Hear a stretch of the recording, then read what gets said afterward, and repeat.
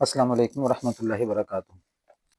آج ہم بات کریں گے کینسر کے قرآن سے روحانی علاج کے بارے میں کہ حدیث کا مفہوم ہے کہ کوئی ایسی بیماری نہیں جس کا علاج اللہ تعالیٰ نے ظاہر نہ کیا ہو۔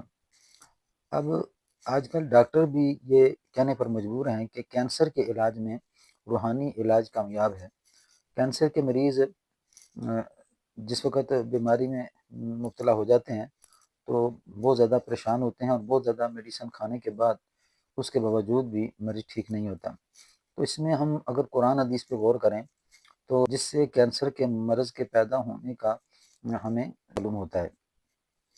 کینسر کے مرض میں اب اگر ہم قرآن پہ غور کرتے ہیں تو قرآن پاک کے اندر وَأَيُّوبَ إِذْ نَادَىٰ رَبَّهُ أَنِّي مَسَّنِي الشَّيْطَانُ بِنُصْبٍ وَعَذَابٍ، یہ آیت آتی ہے کہ جس میں ایوب علیہ السلام نے اپنے رب کو پکارا، مجھے شیطان نے چھوا سخت تکلیف دی۔ تو اس آیت کے اندر مسن شیطان سے جو بیماری پیدا ہو رہی ہے وہ جذام کی بیماری ہے، جس میں انسان کا جسم گلتا ہے۔ حضرت ایوب علیہ السلام کا جسم گلنا شروع ہو گیا اور آپ کے جسم میں مختلف اعضاء میں پیپ پڑنا شروع ہو گئی۔ تو اب کینسر اور جذام کے مرض دونوں میں ایسا ہی ہوتا ہے کہ کینسر کے مرض میں بھی ایسا ہی ہوتا ہے اور جذام کے مرض میں بھی ایسا ہی ہوتا ہے۔ پھر اسی آیت کے اندر اللہ تعالیٰ نے آگے علاج بھی ظاہر کیا کہ ارکض برجلک ھذا مغتسل بارہ میں شراب، کہ پاؤں تو زمین پہ مار، اس سے پانی ملے گا، اس کو پی، اس سے نہا۔ تو حضرت ایوب علیہ السلام نے پاؤں مارا جس سے وہ پانی نکلا اور ایوب علیہ السلام نے وہ پانی پیا اور جسم پہ پھینکا، جس سے ایک لمحے کے اندر اللہ تعالیٰ نے وہ بیماری دور کر دی۔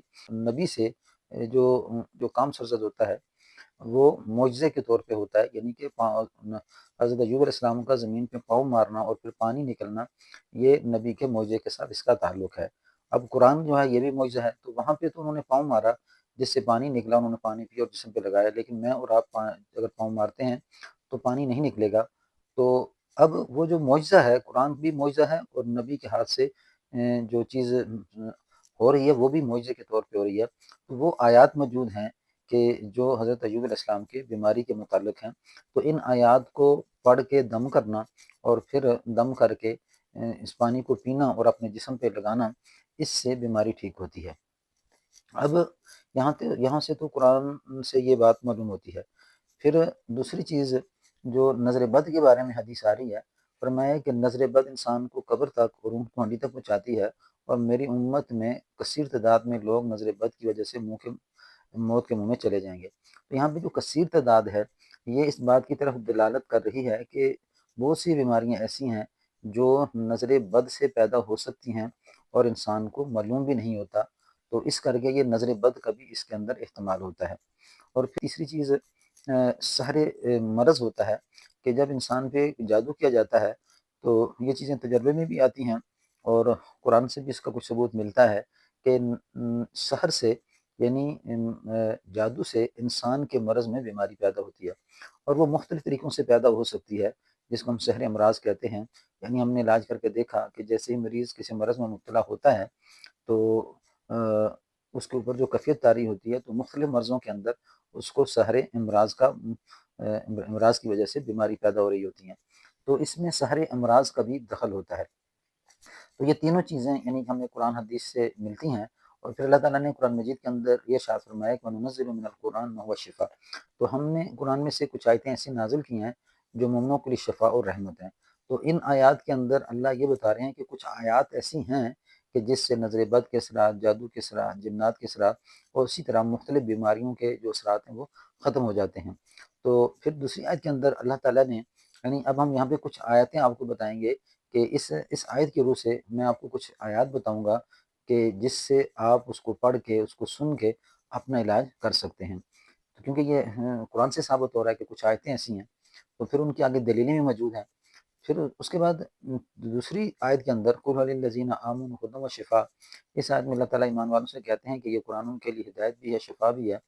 وَالَّذِينَ لَا يُؤْمِنُونَ فِي آذَانِهِمْ وَقْرٌ وَعَلَيْهِمْ عَمًى، وہ لوگ جو یقین نہیں رکھتے ان کے کانوں میں کیلیں اور ان کی آنکھوں میں اندھا پن ہے۔ اولئک ینادون من مکان بعید، وہ دور کے مقام سے پکارے جاتے ہیں۔ یعنی جو یقین نہیں رکھتے ان کے کانوں میں کیلیں، ان کی آنکھوں میں اندھا پن ہے۔ تو اللہ تعالیٰ کچھ بیماریوں کو بھی قرآن حدیث میں ظاہر کر رہے ہیں اور پھر اس کا علاج بھی ظاہر کر رہے ہیں، لیکن یہاں پہ بات صرف یقین کی ہے کہ دنیا ظاہری اسباب میں پھنس چکی ہے اور ظاہر کی طرف دھیان جاتا ہے، باطن کی طرف نہیں دھیان جاتا، کیونکہ نظر بد کا تعلق، جادو کا تعلق اور اسی طرح جنات کا جو تعلق ہے وہ غیب سے ہے، اور غیب کی بات جس وقت تک قرآن حدیث پہ غور نہ کرو سمجھ میں نہیں آتی۔ تو یہ کچھ وجوہات تھی جن کی وجہ سے کینسر کے امراض کا ان بیماریوں سے پیدا ہونے کا کچھ ثبوت ملتا ہے۔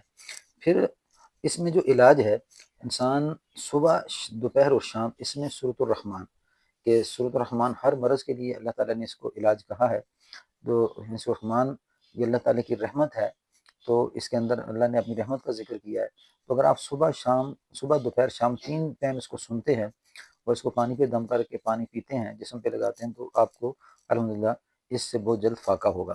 دوسرا، سورۃ فاتحہ کے بارے میں اللہ تعالیٰ نے فرمایا کہ سورۃ فاتحہ کا ایک نام شفا بھی ہے، تو اللہ تعالیٰ نے ہر بیماری کے لیے سورۃ فاتحہ کو شفا کہا ہے۔ اور رسول صلی اللہ علیہ وسلم کے دور میں ایک واقعہ بھی آتا ہے کہ دم کا سورۃ فاتحہ پڑھ کے دم کیا گیا تو اس مریض کو شفا ملی۔ تو اس طرح 41 بار سورۃ فاتحہ کو دن میں پڑھ کے اس کو بھی پانی پہ دم کیا جائے۔ اور پھر اس کے بعد دوسری سورۃ بقرہ ہے۔ سورۃ بقرہ کا جو آخری رکوع ہے، اس کی 2 آیات آمن الرسول سے لے کے، تو میں یہ جنات کو اور اسی طرح مختلف امراض کو ختم کرنے میں بہت اہم کردار ادا کرتی ہیں۔ تو سورۃ جو بقرہ کی آخری 2 آیات ہیں اور سورۃ فاتحہ، اس کے بارے میں فرمایا کہ اللہ تعالیٰ نے مجھے 2 نور عطا فرمائے۔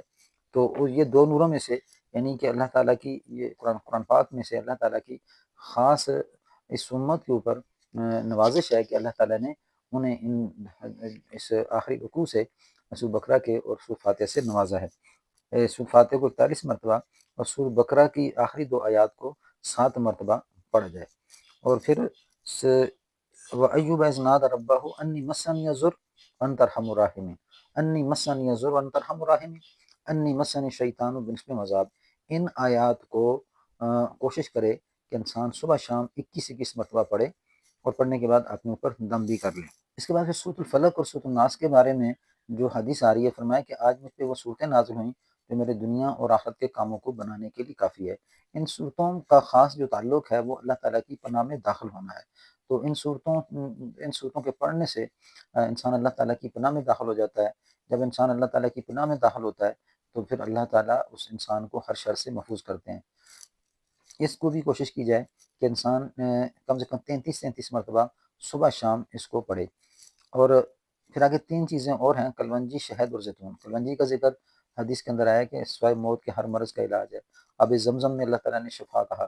شہد کے بارے میں یخرج من بطونها شراب مختلف الوانہ فی شفاء للناس، وہ جو مکھیوں کے پیٹ سے نکلتا اللہ تعالیٰ نے لوگوں کے لیے اس میں شفا رکھی ہے۔ تو شہد ہو گیا۔ زیتون کے تیل کی، زیتون کے بارے میں اللہ تعالیٰ نے قسم اٹھائی ہے، والتین والزیتون وطور سینین، قسم ہے زیتون کی۔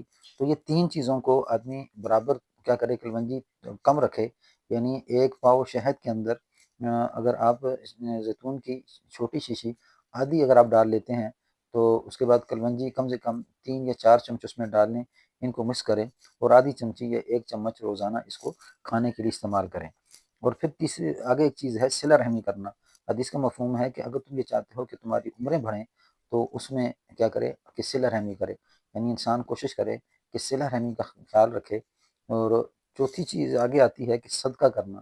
تو صدقہ سے انسان اللہ تعالیٰ صدقہ کی وجہ سے اللہ تعالیٰ بیماریوں کو ٹالتے ہیں، اور صدقہ کی وجہ سے انسان کے جسم سے بیماریاں نکلتی ہیں۔ تو کوشش کرے حسب توفیق جتنی اس کی توفیق ہے اس کے مطابق صدقہ کرتا رہے۔ تو یہ کچھ عمل ہیں، اگر آپ ان کو معمول بنا کے کرتے ہیں اور اس کے بعد سورۃ الفلق اور سورۃ الناس کا رقیہ شرعیہ سننے کی عادت بنائے، کم سے کم دن میں 2 گھنٹے، 2.5 گھنٹے، 3 گھنٹے اتنا اس کو پڑھے۔ یہ سارے عمل آپ کرنے کے بعد جو پڑھنے کے لیے ہیں ان کو پانی پہ دم کر لے ہفتے میں 1 دفعہ، اور ہفتے میں 1 دفعہ دم کرنے کے بعد وہ پانی پینے کے لیے استعمال کرے، اور اسی طرح جسم پہ لگاتا بھی رہے، اور معمول کے مطابق روزانہ ان اعمال کو کرے۔ انشاءاللہ بہت جلد آپ اس مرض سے نکل جائیں۔